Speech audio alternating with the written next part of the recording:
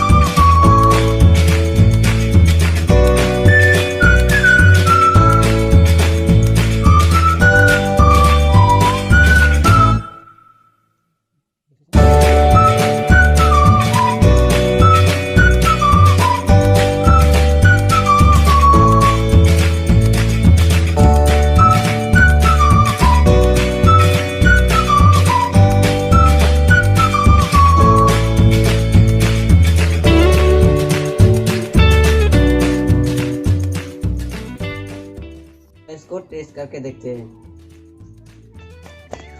इसको चलाने के लिए बहुत तेज हवा चाहिए। चलो चलते हैं।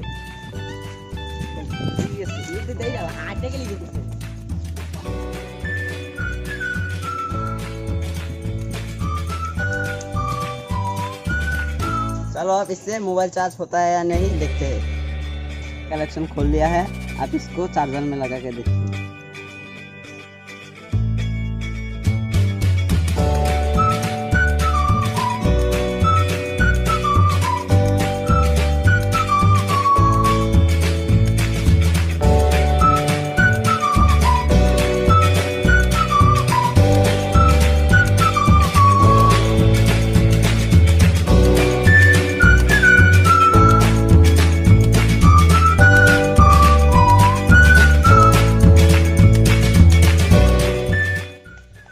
वीडियो अच्छी लगी तो लाइक करो, कमेंट करो, शेयर करो।